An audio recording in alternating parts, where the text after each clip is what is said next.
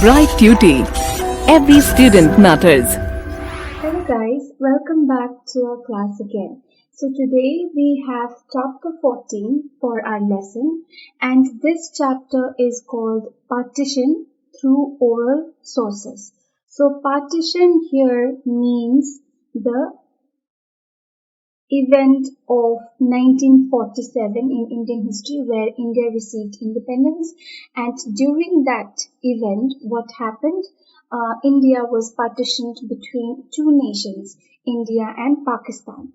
So this chapter is all about partition, the events that led to partition, and also how can we look at partition or the event of partition through oral sources, one of the sources which can be used to study the event of partition. Okay, so let's look at it. Now first of all, we'll take an overall outlook of the chapter, what this chapter contains, what we are basically trying to understand in this chapter or from this chapter. Okay, so in August 1947, the British rule or the colonial rule, or we can also say British Raj, the British government's rule in India is often referred to as British Raj as well. So colonial rule or the British Raj came to an end in India in August 1947. Okay, and as that happened, India was partitioned. Partition means divided into two nations. One was India and the other Pakistan. Okay. Now with this turn of events, there were several developments in both the countries. In both India and Pakistan, there were various events that developed, various instances of violence, of migration, of protest, etc. Okay. Now during those developments of events, thousands of people, they died, they perished, and many people's life dramatically changed. The cities changed, the places changed. So everything in both the countries, in some areas, okay, it changed drastically for many people and for many cities and places. Now, one of the significant turn of event of this particular independence, the occurrence of the event of August 1947, which marked the end of the British rule, that was the birth of a new country, right? A new country was born, and that was Pakistan, alright? Now with that, what happened? Violence also prevailed, continued, and there was migration of millions of people from one side of the new country to the other side of the border in India, and vice versa. Okay, people were fleeing one side of the border to another side, from another side of the border to this side. Okay, so such events and such occurrences took place in 1947. Okay. So this chapter is entirely about those events, which is the events of partition, the events that led to partition. Okay, and we'll try to understand why such events took place. Why did partition took place? How did India finally realize that it had to be partitioned between India and Pakistan? Okay.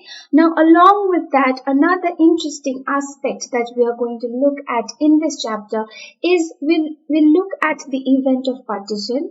We'll look at why it happened, but we'll also try to look at it through the experiences of the people from that very time, from 1946 to 1950 and afterwards, who took part in the events that developed in Pakistan and India during that time while the partition happened. Okay, so from their experience, from their narratives, from their whatever they have to say, their interviews, what can we understand?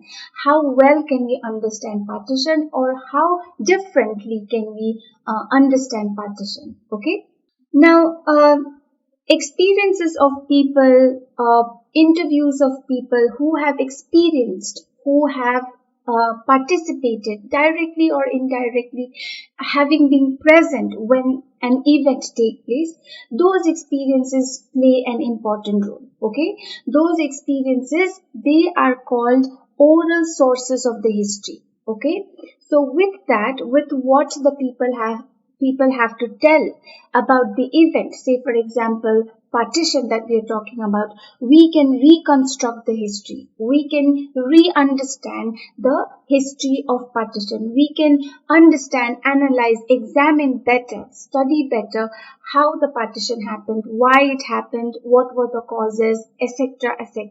Okay, so these interviews, these written accounts, diaries of the people who were present at that time, those are all called oral sources of the history. Okay, oral sources of the event, which is partition. Now, these are very important and they help us understand partition from a different angle or better in an interesting way. Okay, it brings various new aspects and helps in our better understanding, helps in finding new ways to understand it, right? But sometimes we have to understand. But one thing we have to understand and keep in our mind is that these oral sources do not reveal very much. Okay, they are important. They are very important part of understanding history, a history of partition, but they do not tell us everything that we need to know. So in that case, what do we have to do? We have to refer to other materials and other sources of history, like for example, colonial documents, government papers, government registers, letters, private papers of individuals, politicians, British officers, etc. All these have to be used alongside the oral interview testimonies of the people who witnessed the occurrence of an event such as partition. So by putting all the sources together, we have a whole or much a wholesome understanding of the event of partition. Okay, so that has to be kept in mind by us. Oral history, oral source is important, but it's not everything. Okay, it's not the ultimate source for understanding history of partition. Along with its use, we have to corroborate from other sources and then find out how we can understand the events. All right. Now let us look at some of the partition experiences of the people. All right. Now, partition, which took place as India got independent from the British rule, it was one of the grimmest tragedies. Of course, on one side, if you look at it, the colonial rule or the British Raj came to an end. India became finally free. Indians had been, along with its leaders, nationalist leaders, had been fighting for the freedom of the country, its nation, its people for so long. And finally, in August 1947, it received its freedom. But with it, grimmest, sad tragedies came. With that, unfortunate events happened, and that was partition. Okay, the division of the country into two separate nations. Now, this partition, everyone did not expect it. Okay, so it came upon as unexpected, unprepared condition, or people were not expecting it to happen. People were not prepared for it. So it came at a time when people were unsuspecting and unprepared. Okay. Now what it did was, people had been living together for centuries. For so many hundreds of years, people had been living together, but suddenly overnight they were separated. They became enemies. Hatred sparked between them, and suddenly those hatred culminated. That hatred went on to become huge violence, huge fights against communities, and tore them apart, brought them apart, took them apart. So those things happened. Along with that, there was loot, there was murder, arson, etc. that followed. All right. And then large number of people, mass of people, they moved, they had to flee overnight, okay, between Pakistan and India, especially between East Punjab and West Punjab in the northwestern part. So Punjab today, how we see Punjab, it was not like that before. Before 1947, Punjab meant present day Pakistan as well, right? So that Punjab was divided into East and West Pakistan because a new East and West Punjab. Alright, so West Punjab went on to form Pakistan. Now people who did not want to remain in Pakistan and wanted to come to India, they had to flee and come to India. From here, people who felt insecure and they had to flee to the other side into West Punjab. So there was mass movement of people between places, especially where the division had occurred, okay, like Punjab and in Bengal, which we'll see later, okay. And then numerous people were killed and innumerable women were raped and abducted, assaulted, etc. Okay. Millions were uprooted from their families, uprooted from their homes, and they became refugees. They had nowhere else to go. Okay. It is estimated that about 2 lakhs to 5 lakhs people were killed during this event. Okay. And 15 million had to move across the border hastily, very fast, without being prepared. Okay. Across the frontiers which separated India and Pakistan, the newly created countries. Okay, they were separated from their relatives, from their families, from their friends, etc., who had been living together for centuries, right? They also lost their homes, their properties, their fields, their land, their fortunes, etc. Along with that, they were also now stripped of their local and regional cultures. They lost everything, okay, their culture, their tradition, their home, their property, their relatives, their family, etc. It was a huge suffering that these people experienced as a result of partition, okay. Now let us look at the nature of partition. We have already seen how partition was one of the grimmest incidents in history. Okay, so we'll look at the nature of that partition. Why was it so bad?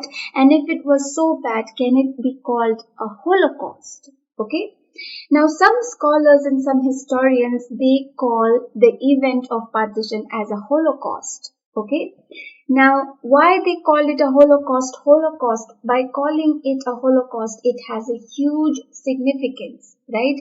It has a meaning. Otherwise, why would they term it as a Holocaust? Because of the destruction, the mass destruction and the mass slaughter, assault of people, the suffering of the people. Because of that, the contemporaries, observers, and scholars have termed partition as a Holocaust. Now, when we say Holocaust, what is actually a Holocaust? So, when we talk about Holocaust, we have to then talk about Germany.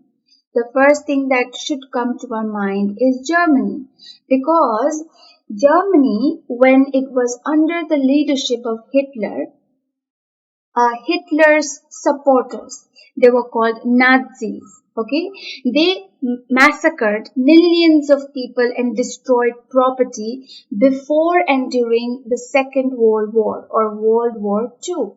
So that event where in Germany, Nazis under the leadership of their supreme leader Hitler killed millions of people, destroyed, stripped off their properties, their homes, etc. This event is called Holocaust. So, in the similar manner, the some scholars and contemporary observers have also called partition, because so many people were killed, their lives were destroyed. Because of that reason, the event of partition has also been termed as a Holocaust. Okay, so when they use the term Holocaust to the partition, what they're trying to convey, what they're trying to do is they're trying to bring our focus into how grave the situation was in 1947, how bad, how desperate the event of partition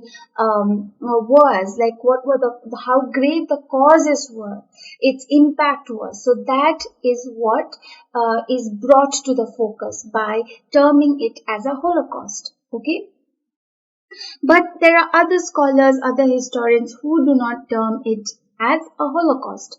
They call it using mild terms, okay? And why they do that? To hide the gravity of the situation, okay? To not make it look so bad, to not make it look that grave, alright? But no matter what scholars and historians, what terms they use, the difference between Germany, okay, the difference between Germany and India and the incident of partition in case of India and the Nazis' participation to destroy lives of people in Germany and their property, the only difference is that in India, no state driven extermination was taken place. So the violence, the destruction that took place, the killing of people, this was not ordered by the state.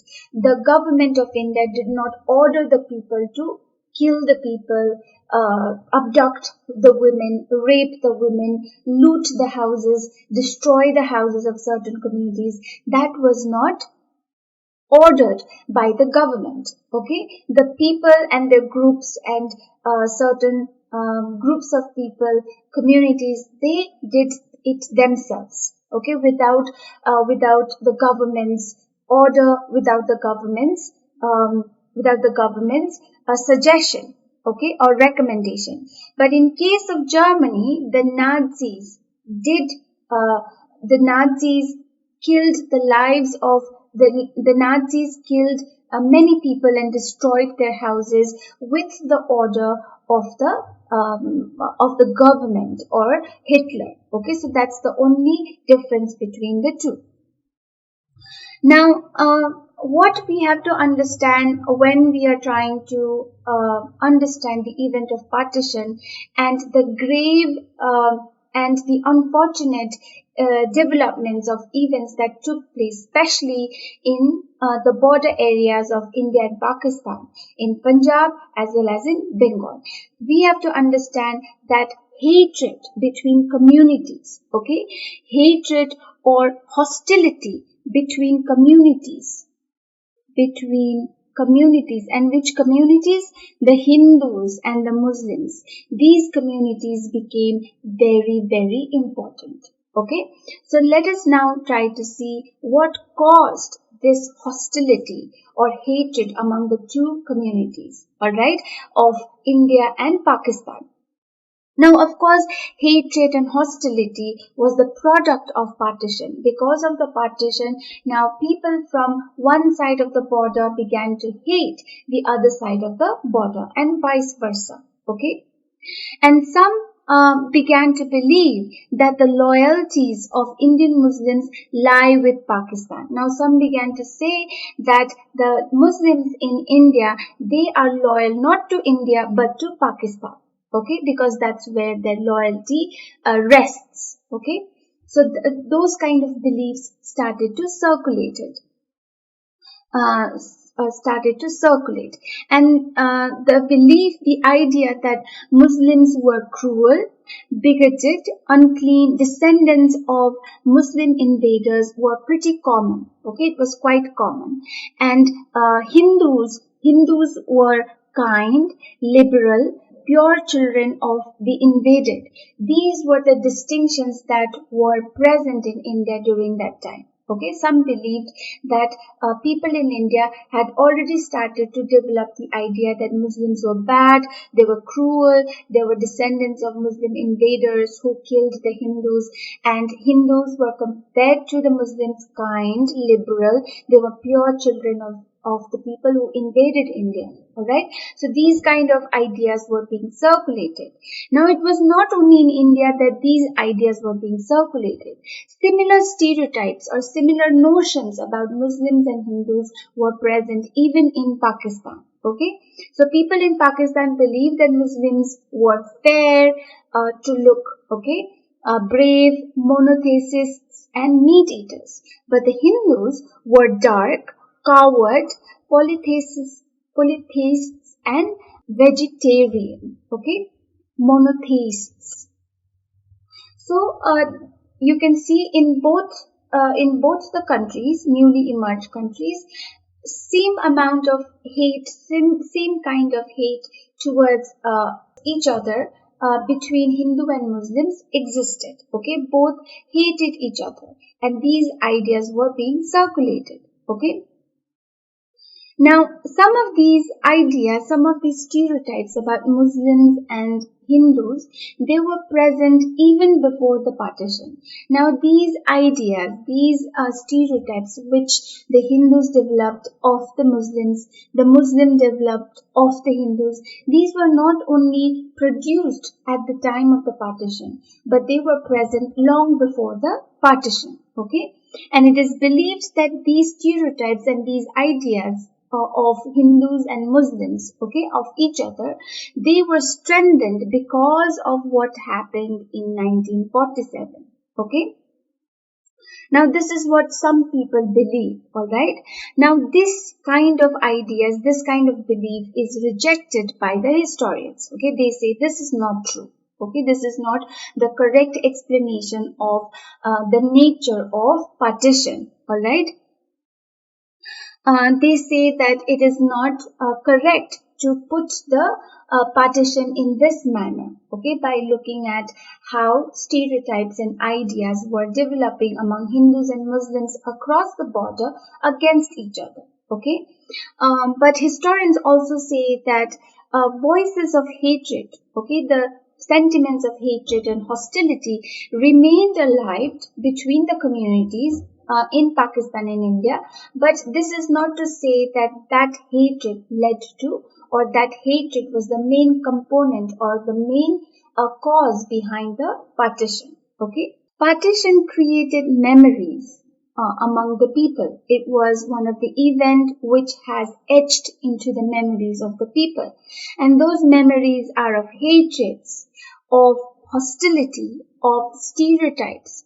And this memory, these memories that people have, that these memories continue to shape the history of the people in both the countries. So these memories of people's experiences during the time of partition, they play a huge role in shaping the history of partition. Okay. So the memories, what it does, it keeps the past alive, and it keeps the past experiences of the people alive. Okay.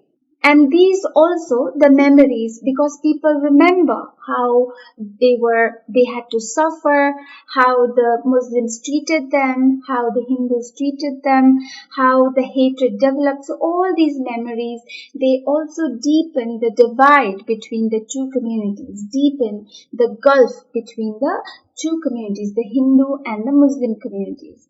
So they generate feelings of suspicion, distrust among the both communities. Okay, the Hindus cannot trust the Muslims, and the Muslims cannot trust the Hindus, because both of them have these memories of hatred, memories of suspicion and distrust. Okay, and this goes on to strengthen communal feelings. This goes on to strengthen the feeling of belonging in a community of themselves, like strengthening the Muslim community, strengthening the Hindu community, and then strengthening these two communities to fight against each other, how they should hate each other, how that hate should remain. Okay. So the relationship between India and Pakistan has been mainly shaped by this legacy of partition. So the event of partition that took place in 1947, the experiences of people both in India and Pakistan, that has gone on to shape, okay, shape the history of both the countries, the relationship of both the countries, and also the legacy of partition which both the countries share.